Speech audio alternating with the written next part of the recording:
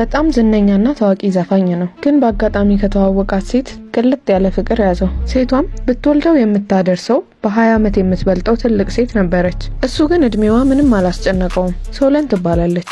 እሱ ደግሞ ሄዝ። ታናሿ ስለሆነ የፍቅር ጥያቄውን ልትቀበለው አልቻለችም። ሌሊቱን አብረው ካሳለፉ በኋላ ተመልሶ እንዳይመጣ አባረረችው። እሱ ግን የመመለሻ ሰበብ እንዲሆነው ሰዓቱን ሆነ ብሎ ጥሎ ነበር የሄደው። ሶለን 40ዎች ውስጥ ያለች ሴት ናት። ሲንግል ማም ናት። ምንም አይወጣለትም የሚባልለት ትዳር ነበራት። ግን የባሏ ስራ እየተሳካለት ሲመጣ ሶለንን ትቶ ከጸሐፊው ጋር መተኛት ጀመረ። ትዳሯ በእንዲህ አይነት መልኩ አበቃ። እሷም ወንዶች ላይ ያላት ተስፋ ተሟጠጠ። ራሷን ለማረጋጋት ብቻዋን ትሪፕ ለመሄድ እየተዘጋጀች እያለ የበፊት ባሏ ከልጃቸው ጋር መጣ።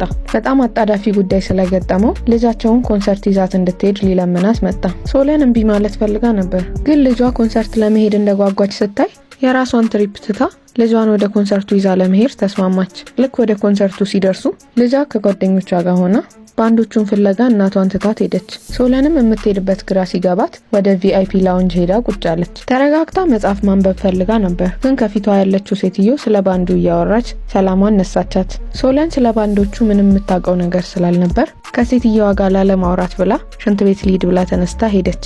ሴትየዋ የጠቆመቻትን ሽንት ቤት ፍለጋ ስትሄድ አንዲት ሴትዮ ከአንድ ክፍል ውስጥ ስትወጣ አየቻትና መጸዳጃ ቤት መስሏት እዛ ገባች።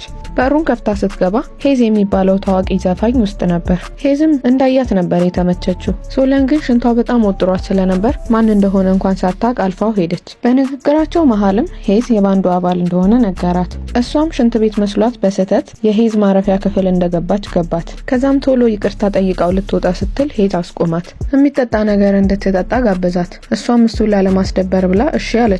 ሄዝም ይህን አጋጣሚ ተጠቅሞ ከኮንሰርቱ በኋላ አብረው እንድትሆን ጠየቃት። ሶለን ግን እምቢ አለችው። የመጣችበትንም ምክንያት በግልጽ ነገረችው። ኮንሰርቱን ለመታደም እንዳልመጣችና የልጇ አባት ስላልተመቸው ልጇን ለማምጣት እንደመጣች ነገረችው። ኮንሰርቱም ሲያልቅ ልጇን ወደ ቤት እንደምትመልስ ነገረችው። ሄዝም ሶለን የፈታች ሴት እንደሆነች ሲሰማ ደስ አለው። ሲንግል ማም መሆኗ ምንም ግድ አልሰጠውም ነበር። ከዛም የክሯቸው አባል መድረክ ላይ የሚወጣበት ሰዓት እንደደረሰ ሊነግረው መጣ። ከዛም ማናጀሩ መታ ልብሱን እንዲለብስ አጣደፈችው። ማናጀሯም እንደወጣች ሶለንም ማናጀሯን ተከትላ ልትወጣ ስትል ሄዝ ልብሱን ማወላለቅ ጀመረ። ሶለንም ደንግጣ ዞረች። ግን በመስታወት በኩል ይታያት ነበርና አይኗን ከሱ ላይ መንቀል አልቻለችም ነበር። ከዛ ማናጀሯ ድጋሚ መጣች።